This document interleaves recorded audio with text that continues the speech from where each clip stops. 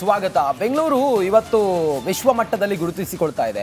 ಇಂಥ ಬೆಂಗಳೂರಿನಲ್ಲಿ ಸ್ಲೀಪರ್ ಸೆಲ್ಗಳು ಕೆಲಸ ಮಾಡ್ತಿದೆ ಅನ್ನೋದ್ರ ಬಗ್ಗೆ ಹಲವಾರು ಉದಾಹರಣೆಗಳು ನಮ್ಮ ಕಣ್ಣು ಮುಂದಿದೆ. ಪೊಲೀಸರೇ ಅದನ್ನು ಭೇದಿಸಿದ್ದಾರೆ. ಮತ್ತು ಕೂಡ ನಾವು ಎಚ್ಚೆತ್ತುಕೊಂಡಿಲ್ಲ. ಮತ್ತೆ ಘಟನೆಗಳು ಸಂಭವಿಸ್ತಾ ಇದ್ದಾವೆ. ಸುಮಾರು 20 ವರ್ಷಗಳ ಅವಧಿಯಲ್ಲಿ ಈ ಬೆಂಗಳೂರಿನಲ್ಲಿ ಸುಮಾರು ಐದು ಭಯೋತ್ಪಾದನಾ ಆಕ್ಟಿವಿಟಿಗಳು, ಬಾಂಬ್ ಬ್ಲಾಸ್ಟ್ಗಳು ಆಗಿರೋದ್ರ ಬಗ್ಗೆ ನಮ್ಮ ಹತ್ರ ಹಿಸ್ಟ್ರಿ ಇದೆ.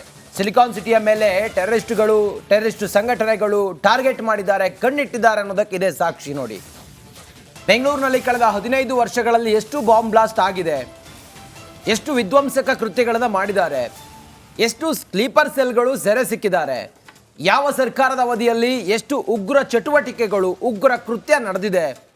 ರಿಪಬ್ಲಿಕ್ ಕನ್ನಡದಲ್ಲಿ ಉಗ್ರ ದಾಳಿಯ ಕಂಪ್ಲೀಟ್ ಮಾಹಿತಿಯನ್ನು ನಾವು ನೀಡ್ತಾ ಇದ್ದೀವಿ. ಈ ಟೆರರ್ ಹಿಸ್ಟರಿ ಮತ್ತು ಅವರ ಆ ಒಂದು ಆ್ಯಕ್ಟಿವಿಟಿಗಳು ಹೇಗಿತ್ತು ಬೆಂಗಳೂರಲ್ಲಿ ಅನ್ನೋದು ನಾವಿದೆ. ಚಿನ್ನಸ್ವಾಮಿಯಲ್ಲೂ ಕೂಡ ಅಟ್ಯಾಕ್ ಆದಾಗ, ಅಥವಾ BJP ಕಚೇರಿಯಲ್ಲಿ ಅಟ್ಯಾಕ್ ಆದಾಗ, ಮಡಿವಾಳದಲ್ಲಿ ಅಟ್ಯಾಕ್ ಆದಾಗ, ಈ ರೀತಿಯಲ್ಲಿ ಆದಾಗ ನಾವು ಹೇಳ್ತಾ ಇದ್ವಿ ಬೆಂಗಳೂರನ್ನು ಟಾರ್ಗೆಟ್ ಮಾಡಿದ್ದಾರೆ. ಸ್ಲೀಪರ್ ಸೆಲ್ಗಳು ಮತ್ತು ಸ್ಫೋಟಕ ತಯಾರು ಮಾಡ್ತಾ ಇದ್ದಂಥ ಕೆಲ ನಿಗೂಢ ಸ್ಥಳಗಳು ಮತ್ತು ಕೆಲ ಭಯೋತ್ಪಾದನಾ ಆಕ್ಟಿವಿಟಿಗಳು, ಇದೆಲ್ಲದರ ಬಗ್ಗೆ ನಾವು ಹೇಳ್ತಾ ಇದ್ವಿ. ವಿಧ್ವಂಸಕ ಕೃತ್ಯ ಆದ್ಮೇಲೆ ಟ್ರೇಸ್ ಔಟ್ ಮಾಡ್ಲಿಕ್ಕೆ ನಮ್ಮ ತನಿಖಾ ತಂಡಗಳು ಹಾಗೆ ಲೋಕಲ್ ಪೊಲೀಸ್ ಎಲ್ಲರೂ ಕೂಡ ಸರ್ವ ಸಮರ್ಥರಿದ್ದಾರೆ. ಆದ್ರೆ ಕಂಟ್ರೋಲ್ ಮಾಡಕ್ ಆಗ್ಲಿಲ್ವಾ ಭಯೋತ್ಪಾದನಾ ಕೃತ್ಯಗಳನ್ನ? ಹೀಗಾಗೋಯ್ತಲ್ಲ ಅಂತ ಹೇಳಿ ಪ್ರಶ್ನೆ ಮಾಡಿದ್ರೆ ಇವ್ರು ಟಾರ್ಗೆಟ್ ಮಾಡೋದು ರಂಜಿತ್ ನಾವು ಗಮನಿಸಿದ್ವಿ. ಬಹುತೇಕ ಹಿಂದಿನ ಹಿಸ್ಟ್ರಿ ನಾವು ಗಮನಿಸಿದಾಗ ಎಲ್ಲ ಜನನಿಬಿಡ ಪ್ರದೇಶ. ಈಗ ಮಲ್ಲೇಶ್ವರಂನಲ್ಲೇ BJP ಕಚೇರಿ ಮುಂಭಾಗದಲ್ಲಿ ಬ್ಲಾಸ್ಟ್ ಆದ ಸಂದರ್ಭದಲ್ಲಿ ಎಲ್ಲೆಲ್ಲಿ ಎಷ್ಟು ಜನನ ಅಂತ ಮಾನಿಟರ್ ಮಾಡ್ಲಿಕ್ಕೆ ಸಾಧ್ಯ ಆಗುತ್ತೆ? ಅಲ್ಲಿ ಎಲ್ಲಿ ಮೆಟಲ್ ಡಿಟೆಕ್ಟರ್ ಇಡ್ತೀರಾ? ಚಿನ್ನಸ್ವಾಮಿ ಸ್ಟೇಡಿಯಂ ಮ್ಯಾಚ್ ಆಗ್ತಾ ಇರ್ಬೇಕಾದ್ರೆ ಸಾವಿರಾರು ಜನ ಬರ್ತಾರೆ. ಸ್ಟೇಡಿಯಂನ ಒಳಗಡೆ ಹೋಗೋರ್ನ ನಾವು ಕಂಟ್ರೋಲ್ ಮಾಡ್ಬೋದು, ಮಾನಿಟರ್ ಮಾಡ್ಬೋದು ಪೊಲೀಸರು. ಬಟ್ ಆಚೆ ಇರೋ ಜನರನ್ನ ಹೇಗ್ ಮಾನಿಟರ್ ಮಾಡ್ತೀರಿ? ಈಗ ಫಾರ್ ಎಕ್ಸಾಂಪಲ್ ಈ ರಾಮೇಶ್ವರಂ ಕೆಫೆನೇ ಅನ್ಕೊಳ್ಳಿ. ನಾವ್ ಇನ್ಫ್ಯಾಕ್ಟ್ ಅಲ್ಲಿನ MD ಮಾತನಾಡ್ತಾ ಇದ್ರು ರಿಪಬ್ಲಿಕ್ ಕನ್ನಡದ ಜೊತೆಯಲ್ಲಿ. ಅವಾಗ ಈ ಭದ್ರತಾ ಆಂಗಲ್ ನಲ್ಲಿ ಅವ್ರು ಏನೇನ್ ಮಾಡ್ಕೊಂಡಿದ್ದಾರೆ ಸೇಫ್ಟಿ ಪ್ರಿಕಾಷನ್ ಅಂತ ಕೇಳಿದಾಗ ಅವ್ರು ಹೇಳಿದ್ದದೆ ಓಪನ್ ಸಿಟ್ ಔಟ್ ಏರಿಯಾ. ರಾಮೇಶ್ವರಂ ಕೆಫೆ ಜನರಿಗೂ ಕೂಡ ಗೊತ್ತಿರುತ್ತೆ, ಓಪನ್ ಏರಿಯಾ. ಈ ಕ್ಲೋಸ್ಡ್ ರೆಸ್ಟೋರೆಂಟ್ ಅಲ್ಲ ಅದು. ಕ್ಲೋಸ್ ರೆಸ್ಟೋರೆಂಟ್ ಅಂದ್ರೆ 1 ಅಥವಾ 2 ಬಾಗ್ಲಿರುತ್ತೆ, ಅಲ್ಲೊಂದು ಮೆಟಲ್ ಡಿಟೆಕ್ಟರ್ ಇಡಿ, ಎಲ್ಲರನ್ನೂ ಸ್ಕ್ಯಾನ್ ಮಾಡಿ ಒಳಗ್ ಬಿಡಿ, ಹಾಗಲ್ಲ. ಸಾವಿರಾರು ಜನ ಬರ್ತಿರ್ತಾರೆ, ಫುಡ್ ತಗೊಳ್ತಾರೆ, ಕಟ್ಟೆ ಮೇಲೆ ಕೆಲವ್ರು ಕೂರ್ತಾರೆ, ರೋಡಲ್ಲಿ ಕೆಲವ್ರು ಕೂತಿರ್ತಾರೆ. ಆ ತರ ಜಾಗದಲ್ಲಿ ಮಾನಿಟರ್ ಮಾಡೋದು ಆಯಾ ಸಂಸ್ಥೆಗಳಿಗೂ ಕಷ್ಟ, ಹಾಗೆ ಪೊಲೀಸ್ ಇಲಾಖೆಗೂ ಕಷ್ಟ. ಇಂಥ ಏರಿಯಾಗಳನ್ನೇ ಟಾರ್ಗೆಟ್ ಮಾಡ್ಕೊಳ್ಳೋದು, ಎಲ್ಲಿ ಅವ್ರು ತಂದಿರುವ ಸ್ಫೋಟಕಗಳನ್ನ ಯಾವುದೇ ರಡಾರ್ ಅಡಿಯಲ್ಲಿ ತೆಗೆದುಕೊಂಡು ಹೋಗದೆ ಅನಾಯಾಸವಾಗಿ ಇಡಬಹುದು, ಅವ್ರು ಮಾಡಿರುವ ಪ್ಲಾನ್ ಅನ್ನ ಎಕ್ಸಿಕ್ಯೂಟ್ ಮಾಡಬಹುದು, ಅಂತ ಜಾಗಗಳನ್ನೇ ಟಾರ್ಗೆಟ್ ಮಾಡ್ಕೊಂಡು ಹೋಗ್ತಾರೆ. ಹಿಂದಿನ ಹಿಸ್ಟ್ರಿಯನ್ನ ನಾವು ಗಮನಿಸಿದಾಗ್ಲೂ ಕೂಡ, ಅಂದ್ರೆ ಬೆಂಗಳೂರಿನಲ್ಲಿ ಕಳೆದ 15 ವರ್ಷದಲ್ಲಿ ಆಗಿರ್ತಕ್ಕಂಥ ಕೆಲ ಘಟನೆಗಳನ್ನ ಗಮನಿಸಿದಾಗ್ಲೂ ಕೂಡ ಬಹುತೇಕ ಇಂಥ ಜಾಗದಲ್ಲೇನೆ ಅಟ್ಯಾಕ್ ಆಗಿರೋದು. ಒಂದನ್ನೇ ನಾವು ಗಮನಿಸ್ತಾ ಹೋಗೋಣ, ಎಲ್ಲೆಲ್ಲಿ ಯಾವ ಸಂದರ್ಭದಲ್ಲಿ ಅಟ್ಯಾಕ್ ಆಯ್ತು ಅಂತ ಹೇಳಿ ಬ್ಲಾಸ್ಟ್ ನ ಹಿಸ್ಟರಿ. ಕರೆಕ್ಟ್ ಯಾವ ಸಮಯದಲ್ಲಿ ಅಟ್ಯಾಕ್ ಆಗಿದೆ ಅಂತ ಹೇಳಿ ನೋಡೋಣ. ನೋಡಿ, 10/4/2010 ಬೆಂಗಳೂರಿನಲ್ಲಿ ಸ್ಫೋಟ ಆಗುತ್ತೆ. ಚಿನ್ನಸ್ವಾಮಿ ಸ್ಟೇಡಿಯಂ ಬಳಿ ಬ್ಲಾಸ್ಟ್ ಆಗುತ್ತೆ. 15 ಮಂದಿಗೆ ಗಾಯ ಆಗುತ್ತೆ ಆ ಬ್ಲಾಸ್ಟ್ನಲ್ಲಿ. ಆಗ BJP ಸರ್ಕಾರ ಇತ್ತು. ಚಿನ್ನಸ್ವಾಮಿ ಸ್ಟೇಡಿಯಂ ಅನ್ನ ಯಾಕೆ ಟಾರ್ಗೆಟ್ ಮಾಡಿದ್ರು ಅಂತ ಹೇಳಿದ್ರೆ, ಅಲ್ಲಿ ಮ್ಯಾಚ್ ನಡೀತಾ ಇತ್ತು, ಜನ ಗ್ಯಾದರ್ ಆಗ್ತಾ ಇದ್ರು, ಜನನಿಬಿಡ ಪ್ರದೇಶ ಗೊತ್ತಿತ್ತು ಅವರಿಗೆ. ಅಲ್ಲಿ ಎಲ್ಲ ಕಡೆಗಳಲ್ಲೂ ಕೂಡ ಇವರಿಗೆ ಮೆಟಲ್ ಡಿಟೆಕ್ಟರ್ ಮತ್ತೊಂದು ಇಡ್ಲಿಕ್ಕೆ ಆಗಲ್ಲ ಅಂತೇಳಿ ಬಹುಶಃ ಹಂಗಾಗಿ ಟಾರ್ಗೆಟ್ ಮಾಡಿದ್ರು ಚಿನ್ನಸ್ವಾಮಿ. ಇನ್ನು ಬೆಂಗಳೂರಿನಲ್ಲಿ ಸರಣಿ ಸ್ಫೋಟ ಆಗಿದ್ದು 2008ರಲ್ಲಿ 7ನೇ ತಿಂಗಳು 25ನೇ ತಾರೀಕು ಒಬ್ರು ಸಾವನ್ನಪ್ತಾರೆ. ಆ ಒಂದು ದುರಂತದಲ್ಲಿ 25 ಜನ ಗಾಯಗೊಂಡಿದ್ರು. ಆಗ ಆಡಳಿತದಲ್ಲಿ ಇದ್ದಿದ್ದು ಕೂಡ BJP ಪಕ್ಷ. ಅಂದ್ರೆ ನಾವಿಲ್ಲಿ ಯಾವ್ದೋ ಪಕ್ಷ ಇದ್ದ ಸಂದರ್ಭದಲ್ಲಿ ಹೆಚ್ಚು ಅಟ್ಯಾಕ್ ಆಯ್ತು, ಇನ್ನೊಂದು ಪಕ್ಷದ ಇದ್ದಾಗ ಕಮ್ಮಿ ಅಟ್ಯಾಕ್ ಆಯ್ತು ಅಂತಲ್ಲ, ಜಸ್ಟ್ ಹಿಸ್ಟ್ರಿ ಗ್ಲಾನ್ಸ್, ಯಾವ್ಯಾವ ಸಂದರ್ಭದಲ್ಲಿ ಹೇಗಾಗಿತ್ತು ಅನ್ನೋದನ್ನ, ಹಾಗೆ ಆಗಿನ ಸಾವು ನೋವುಗಳು ಹೇಗಾಗಿತ್ತು, ಹಾಗೆ ಯಾವ ಜಾಗದಲ್ಲಿ ಅಟ್ಯಾಕ್ ಆಗಿತ್ತು ಅನ್ನೋದ್ರ ಹಿಸ್ಟ್ರಿಯನ್ನ ನಿಮ್ಮ ಮುಂದೆ ಇಡ್ತಾ ಇರೋದು. 25ನೇ ತಾರೀಕು 7ನೇ ತಿಂಗಳು 2008ರಲ್ಲಿ ಸರಣಿ ಸ್ಫೋಟ ಸಂಭವಿಸಿತ್ತು. ಆಗ 25ಕ್ಕೂ ಹೆಚ್ಚು ಮಂದಿ ಗಾಯಗೊಂಡಿದ್ರು. ಬೆಂಗಳೂರಿನ ಅನೇಕ ಕಡೆಗಳಲ್ಲಿ ಬ್ಯಾಕ್ ಟು ಬ್ಯಾಕ್ ಕೆಲವೇ ನಿಮಿಷಗಳ ಅಂತರದಲ್ಲಿ ಈ ಅಟ್ಯಾಕ್ ಅನ್ನ ಮಾಡಲಾಗಿತ್ತು. ಇನ್ನು 2013ರಲ್ಲಿ 17/4/2013ರಲ್ಲಿ ಮಲ್ಲೇಶ್ವರಂನಲ್ಲಿ ಬಾಂಬ್ ಬ್ಲಾಸ್ಟ್ ಆಗುತ್ತೆ. BJP ಕಚೇರಿಯ ಬಳಿನೇ ಸ್ಫೋಟ ಆಗುತ್ತೆ. ಮೋಟಾರ್ ಸೈಕಲ್ನಲ್ಲಿ ಬ್ಲಾಸ್ಟ್ ಮಾಡ್ತಾರೆ. 12 ಪೊಲೀಸ್ ಸಿಬ್ಬಂದಿಗಲ್ಲಿ ಬಂದೋಬಸ್ತ್ಗೆ ಇದ್ದಂಥ 12 ಪೊಲೀಸ್ ಸಿಬ್ಬಂದಿ ಇದರಲ್ಲಿ ಇಂಜೂರ್ ಆಗ್ತಾರೆ. 6 ನಾಗರಿಕರಿಗೆ ಗಾಯ ಆಗುತ್ತೆ.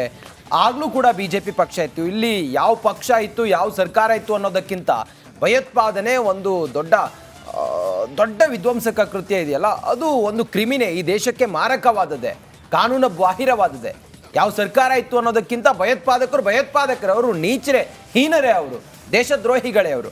2014 ಮತ್ತೊಂದು ಪ್ರಕರಣ, ಡಿಸೆಂಬರ್ 28ನೇ ತಾರೀಕು ಚರ್ಚ್ ಸ್ಟ್ರೀಟ್, ಬೆಂಗಳೂರಿನ ಅತ್ಯಂತ ಜನಪ್ರಿಯ, ಅದರಲ್ಲೂ ಈ ಯಂಗ್ ಜನರೇಷನ್ ಹೆಚ್ಚಾಗಿ ಹೋಗುವಂತಹ ಜಾಗಗಳಲ್ಲಿ ಚರ್ಚ್ ಸ್ಟ್ರೀಟ್ ಕೂಡ ಒಂದು. ಅಲ್ಲಿ ಸಂಭವಿಸಿದ ಸ್ಫೋಟದಲ್ಲಿ ಓರ್ವ ಮಹಿಳೆ ಸಾವನ್ನಪ್ಪಿದ್ರು. ಹಾಗೆ ಆಗ ಆಡಳಿತದಲ್ಲಿ ಇದ್ದದ್ದು ಕಾಂಗ್ರೆಸ್ ಪಕ್ಷ. 28/12/2014 ಸಂಭವಿಸಿದ ಬ್ಲಾಸ್ಟ್ ಇದು ಚರ್ಚ್ ಸ್ಟ್ರೀಟ್ ನಲ್ಲಿ. ಎಸ್, ಅದಾದ ನಂತರ 26/8/2022 ಆಗುತ್ತೆ. ಶಿವಮೊಗ್ಗದಲ್ಲಿ ಬಾಂಬ್ ಬ್ಲಾಸ್ಟ್ ಆಗುತ್ತೆ. ತುಂಗಾ ತೀರದಲ್ಲಿ ಟ್ರಯಲ್ ಬ್ಲಾಸ್ಟ್ ಮಾಡ್ತಾರೆ. ಸುಧಾರಿತ ಶಸ್ತ್ರಾಸ್ತ್ರಗಳನ್ನ ಅಂದ್ರೆ ಸುಧಾರಿತ ಸ್ಫೋಟಕಗಳನ್ನ ಬಳಸಿದ್ರು ಅನ್ನೋದು ಆಗ್ಲೂ ಕೂಡ ಆಡಳಿತದಲ್ಲಿದ್ದದ್ದು ಬಿಜೆಪಿ ಪಕ್ಷನೇ. ಇನ್ನು ರೀಸೆಂಟ್ ಆಗಿದ್ದು ಅಂದ್ರೆ ಎಲ್ಲರಿಗೂ ಕೂಡ ಗೊತ್ತಿರೋದು. ಹಾಗೆ ಈ ಪ್ರಕರಣ ಇನ್ನು ರಾಮೇಶ್ವರಂ ಕೆಫೆಯಲ್ಲಿ ಸ್ಫೋಟ ಆಗಿದೆ, ಅದಕ್ಕೂ ಲಿಂಕ್ ಇರಬಹುದು ಅಂತ ಹೇಳಿ ಚರ್ಚೆ ಆಗ್ತಾ ಇರೋದು. ಮಂಗಳೂರಿನ ಕುಕ್ಕರ್ ಬ್ಲಾಸ್ಟ್ ಎಲ್ರಿಗೂ ಕೂಡ ಗೊತ್ತಿದೆ. ಆಟೋದಲ್ಲಿ ಟ್ರಾವೆಲ್ ಮಾಡ್ತಾ ಇದ್ದ ಶಾರಿಕ್ ತನ್ನ ಕೈಯಲ್ಲಿ ಕುಕ್ಕರ್ ಇಟ್ಕೊಂಡಿರ್ತಾನೆ, ಅದರಲ್ಲಿ ಸುಧಾರಿತ ಸ್ಫೋಟಕಗಳಿರುತ್ತೆ, ಅದು ಬ್ಲಾಸ್ಟ್ ಆಗುತ್ತೆ. ಆ ಸಂದರ್ಭದಲ್ಲಿ ಆಟೋ ಚಾಲಕ ಗಾಯಗೊಂಡಿರೋದು. ಹಾಗೆ ಇದು ಆಗಿದ್ದು 19/11/2022 ಇಸ್ವಿಯಲ್ಲಿ ಆಡಳಿತದಲ್ಲಿದ್ದ ಪಕ್ಷ ಬಿಜೆಪಿ ಯೆಟ್ ಅಗೇನ್ ಆಗ್ಲೂ ಕೂಡ. ಕರೆಕ್ಟ್. ಈಗ ರಾಮೇಶ್ವರಂ ಕೆಫೆನಲ್ಲಿ 1ನೇ ತಾರೀಕು ಮಾರ್ಚ್ 1ನೇ ತಾರೀಕು ಸ್ಫೋಟ ಆಗುತ್ತೆ. ನಿಮ್ಗೆ ಗೊತ್ತಿದೆ, ಬ್ಯಾಗ್ನಲ್ಲಿದ್ದಂಥ ಆ ಬಾಂಬ್, ಟೈಮರ್ ಅಳವಡಿಸಿದ್ದಂಥ ಬಾಂಬ್ ಬ್ಲಾಸ್ಟ್ ಆಗುತ್ತೆ, 10 ಜನರಿಗೆ ಗಾಯ ಆಗುತ್ತೆ, ಓರ್ವ ತುಂಬ ಗಂಭೀರವಾಗಿದ್ದಾರೆ. ಇದು ನೋಡಿ, ಈ 15 ವರ್ಷದಲ್ಲಿ ಯಾವಾಗ ಬ್ಲಾಸ್ಟ್ ಆಗಿದೆ, ಎಷ್ಟು ಇಂಜುರಿ ಆಗಿದೆ, ಎಷ್ಟು ಜನ ಇದರಲ್ಲಿ ಮೃತಪಟ್ಟಿದ್ದಾರೆ, ಯಾವ ಸರ್ಕಾರ ಆಗ 7 ಪ್ರಕರಣಗಳು, ಅದರಲ್ಲಿ ಒಂದು ಶಿವಮೊಗ್ಗದಲ್ಲಿ ನಡೆದಿದ್ದು ಟ್ರಯಲ್ ಬ್ಲಾಸ್ಟ್. ಹಾಗೆ ಗಮನಿಸಿದ್ರೆ 6 ಪ್ಲಾನ್ ಅಟ್ಯಾಕ್ಗಳು ಈವರೆಗೆ 15 ವರ್ಷಗಳ ಅಂತರದಲ್ಲಿ. ನಾವು ಮತ್ತೆ ಹೇಳ್ತಿದೀವಿ, ಈಗ ಬಿಜೆಪಿ ಅವ್ರು ಕೇಳಿದ್ರೆ ನಮ್ಮ ಆಡಳಿತದಲ್ಲಿ ಹಾಗಿತ್ತು, ಈ ಕಾಂಗ್ರೆಸ್ ಆಡಳಿತದಲ್ಲಿ ಹೀಗೆ, ಕಾಂಗ್ರೆಸ್ನವ್ರು ಕೇಳಿದ್ರೆ ವಯಸ್ಸ ವರ್ಷ. ಆದ್ರೆ ನ್ಯಾಷನಲ್ ಸೆಕ್ಯೂರಿಟಿ, ದೇಶದ ಭದ್ರತೆ ವಿಚಾರಕ್ಕೆ ಬಂದಾಗ ಪಕ್ಷದ ಗಡಿಯನ್ನ ದಾಟಿ ಯೋಚನೆ ಮಾಡಬೇಕಾದ ಅನಿವಾರ್ಯತೆ ಎಲ್ಲಾ ಪಕ್ಷದವ್ರಿಗೂ ಕೂಡ ಇರುತ್ತೆ. ನಮ್ಮ ರಾಜ್ಯದಲ್ಲಿ ಮತ್ತೊಂದು ಈ ರೀತಿಯ ಪ್ರಕರಣ ಆಗದೆ ಇರೋ ರೀತಿಯಲ್ಲಿ ಮಾಡೋದು ನಮ್ಮೆಲ್ಲರ ಜವಾಬ್ದಾರಿ ಅಂತ ಹೇಳಿ ಒಕ್ಕೊರಲಿನಿಂದ ಹೇಳಬೇಕಾದ ಜವಾಬ್ದಾರಿ. ಇದಲ್ದಲ್ಲೇ ಬೇರೆ ಯಾವ ಸಿಚುಯೇಷನ್ ಇದೆ? ಇಂಥ ಸಂದರ್ಭದಲ್ಲೂ ಕೂಡ ಪಕ್ಷ ಅದು ಇದು ಅಂತ ಮಾಡೋದು ಬಿಟ್ಟು ರಾಜಕೀಯ ಸಾಕಷ್ಟು ಬೇರೆ ಬೇರೆ ವಿಚಾರಗಳು ಸಿಗುತ್ತೆ. ಲೋಕಸಭಾ ಎಲೆಕ್ಷನ್ ಬರ್ತಿದೆ, ಬೆಳಗ್ಗೆಯಿಂದ ರಾತ್ರಿವರೆಗೂ ಮಾತನಾಡೋದೇ ರಾಜಕೀಯ, ರಾಜಕಾರಣಿಗಳು ಮಾಡಿ. ಹಾಗಾದ್ರೆ ಈಗ ದೇಶದ ಭದ್ರತೆ ವಿಚಾರಕ್ಕೆ ಸಂಬಂಧಪಟ್ಟಂತೆ, ರಾಜ್ಯದ ಭದ್ರತೆಯ ವಿಚಾರಕ್ಕೆ ಸಂಬಂಧಪಟ್ಟಂತೆ, ಈ ರಾಜ್ಯದಲ್ಲಿರುವ ಜನರ ಜೀವದ ಬೆಲೆ, ಆ ವಿಚಾರಕ್ಕೆ ಸಂಬಂಧಪಟ್ಟಂತೆ ಜನಪ್ರತಿನಿಧಿಗಳಿಂದ ನಿರೀಕ್ಷೆ ಮಾಡೋದು ಒಗ್ಗಟ್ಟು. ಅದಾಗ್ಲಿ, ಹಾಗೆ ಬರ್ಲಿ ಅವರಲ್ಲಿ ಮನಸ್ಥಿತಿ ಅಂತ ಹೇಳಿ ನಾವು ಪ್ರಾರ್ಥನೆ ಮಾಡ್ಬೋದು ಅಷ್ಟೇ ಬಹುಶಃ. ಖಂಡಿತ. ಇಷ್ಟೆಲ್ಲ ದುರಂತಗಳಾಗಿದ್ದಾವೆ ನಮ್ಮ ಬೆಂಗಳೂರಿನಲ್ಲಿ, ನಮ್ಮ ರಾಜ್ಯದಲ್ಲಿ. ರಿಪಬ್ಲಿಕ್ ಕನ್ನಡ ಒಂದು ರಿಯಾಲಿಟಿ ಚೆಕ್ ಮಾಡಿದೆ. ಯಾವಾಗ ಸ್ಫೋಟ ಆಗುತ್ತೆ, ಬ್ಲಾಸ್ಟ್ ಆಗುತ್ತೆ, ಭಯೋತ್ಪಾದನಾ ಚಟುವಟಿಕೆಗಳು ನಡೆಯುತ್ತೆ, ಆ ಸಮಯಕ್ಕೆ ಮಾತ್ರ ನೀವು ಬಂದೋಬಸ್ತು, ಭದ್ರತೆ, ಅಲರ್ಟು ಅಂತ ಹೇಳಿ ಎಲ್ಲ ಹೇಳ್ತೀರಿ. ರಿಪಬ್ಲಿಕ್ ಕನ್ನಡ ಒಂದು ರಿಯಾಲಿಟಿ ಚೆಕ್ ಮಾಡಿದೆ. ನೀವು ವಾಸಿಸುತ್ತಿರುವ ನಗರಗಳು ಎಷ್ಟು ಸೇಫ್ ಅನ್ನೋದರ ವರದಿಯನ್ನು ನಾವು ನೋಡಿದ್ದೀವಿ ಮತ್ತು ನಾವು ಕೊಟ್ಟಿದ್ದೀವಿ. ಬೆಂಗಳೂರು ನಿಜಕ್ಕೂ ಕೂಡ ಸೇಫ್ ಆಗಿದೆಯಾ? ಬ್ಲಾಸ್ಟ್ ಬಳಿಕವಾದರೂ ಕೂಡ ಸರ್ಕಾರ ಎಚ್ಚೆತ್ತುಕೊಂಡಿದೆಯಾ?